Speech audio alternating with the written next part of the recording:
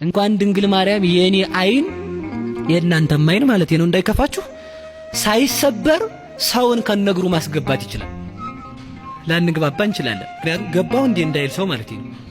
ያማ ሰውየውን ስናየው ከራስ ጸጉሩ እስከ እግር ጥፍሩ ትልልቁ ፎቅ ሁሉ አይናችን ውስጥ ቁጭ ብሎ ይታያል። እዚህ ጋር ብናየው አሁን ማለት ነው ይኸው እዚያና እዚህ አለን አሁን ማለት ነው ይኸው አለን ማለት ነው። ቦታዬን ሳለቅ አይን ውስጥ አለው ደግሞ ከአይን ውስጥ ሳልወጣ ደግሞ ቦታዬ ላይ ያለው ማለት ነው። ቦታው ከአብ አንድነት ሳይለይ በድንግል ማርያም ማይጸን አለ። ድንግልናዋን ሳይሽር ተጸነሰ። በድንግል ማርያም ማይጸን ሳለ ደግሞ ከአብ አንድነት አልተለየም።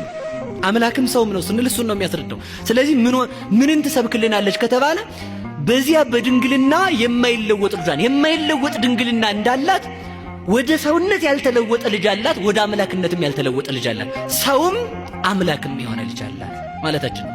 ከዛ ሊቃውንቱ ምን ይላሉ?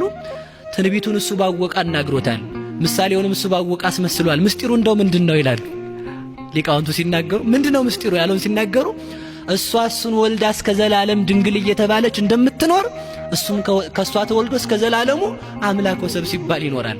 እሷ እሱን ወልዳ እስከ ዘላለሙ ድረስ ስሟ ማን ነው ቢባል ድንግል ወም ነው። ድንግል ወም ብለን እንጠራታለን። ክርስቶስ ደግሞ እስከ ዘላለም ስሙ ማን ነው ቢባል አምላክ ወሰብ ነው። ፍጹም አምላክ ፍጹም ሰው ነው። በዚህ ይታወቃል። ከዚያ ተመልከቱ እንደውም አሉ ሊቃውንቱ ልደት ቀዳማዊ ታውቀ በዳህራዊ ልደት ነው የሚሉት። ቀዳማዊ ልደቱ የታወቀ በዳህራዊ ልደቱ ነው።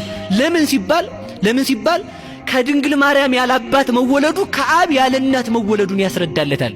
የብቻ እናት ያለችው እሱ፣ የብቻ አባት ያለው እሱ፣ የብቻ ልጅ ያላት ድንግል ማርያም፣ የብቻ ልጅ ያለው እግዚአብሔር አብ ነው በማለት ሊቃውንት ድንግል ማርያም የእግዚአብሔር ወልድ ምልክት ናት ብለው በዚህ ይናገራሉ።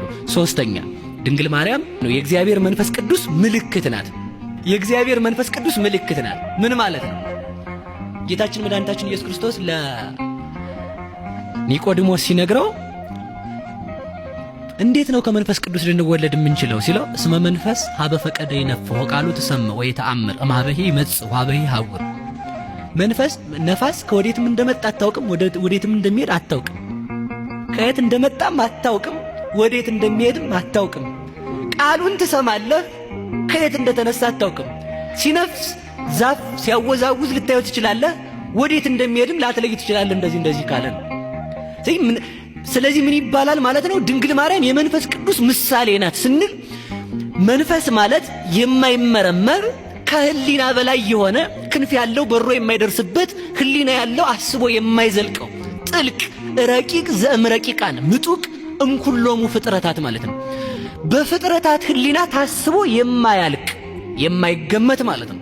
እንደዚያ ከሆነ ድንግል ማርያምንም ህሊና አስቦ ሊዘልቃት አይችልም ነው። ጥያቄ እስኪ ጥያቄ እንጠይቅ። ምድር ሁሉ የተረገመ ከሆነ በተረገመው ምድር ውስጥ የተባረከ መሬት እንዴት ቀረ? ምን እናቃለን ነው መልሱ። እኛ ምን እናቃለን? በቃ መልሱ እሱ ነው።